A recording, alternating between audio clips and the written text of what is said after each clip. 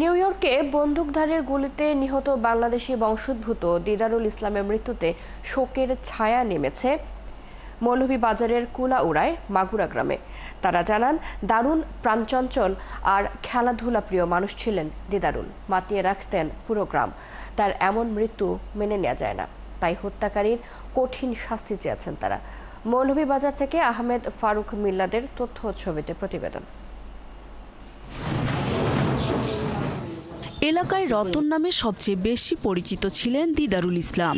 2005 সালে এসএসসি পাশ করেছিলেন কুলাউড়ার নবীন চন্দ্র উচ্চ বিদ্যালয় থেকে। 2007 সালে কুলাউড়া ডিগ্রি কলেজ থেকে এইচএসসি পাশ করেন। 2009 সালে পাড়ি দেন আমেরিকায়। তার ফুপু তাহেরা বেগম জানান, রতন খুবই ভালো, শান্তশিষ্ট ও মেধাবী ছেলে ছিল। তার বাবা আব্দুর রব একসময় মধ্যপ্রাচ্যে ছিলেন। প্রায় 25 বছর আগে মাগুরায় বাড়ি করে এখানে থাকতে শুরু করেন তিনি। 2009 সালের অক্টোবর মাসে সেই বাড়ি ভাড়া দিয়ে পরিবার সহ আমেরিকা চলে যান। যদি একজন 100 গুণ মাঝে আল্লাহ খুব ভালো ফুয়াইলা ফুয়া নেই। মেট্রিক পাস করছেন আর ডিগ্রি থেকে ইন্টার পাস করছেন।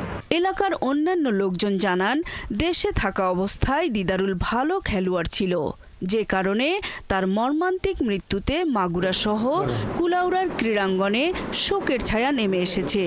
আমরা ছোট আসলাম, বল ব্যাট যা লাগতো কিনে দিত বা খেলাধুলার প্রতি ইন্সপায়ার করতো, তাই না? আমরা কোনো সময় আমরা ছোটবেলার থেকে আসলে কোনো সময় ধমক দিয়া কথা কইছেন না আমাদের সাথে। 1 লক্ষ টাকা আমরা মসজিদে দিয়ে করছে, দান করছে। এ অত্যন্ত ভালো মানুষ। ছেলে সাধারণত দেখা যায় না এবং কোনোদিন খারাপ ব্যবহার করছে ইলান পাড়ার কেউ কইতে পারতো না। আমরা তার লাগে খুব শুকাহত, সমস্ত পাড়া শুকাহত, মানে হুনিয়া কেউ বিশ্বাস করে না যে তার লাগান ছেলের আল্লাহ অত সকাল নিবাগে। আমরা তার মাগফিরাত কামনা করি। তবে এলাকার লোকজনের মূল দাবি এই হত্যাকাণ্ডের বিচার। তাদের দাবি যেন যুক্তরাষ্ট্রে পৌঁছে, সেজন্য তারা কর্তৃপক্ষের দৃষ্টি আকর্ষণ করছেন। নূর তাজমিন নীর, 71।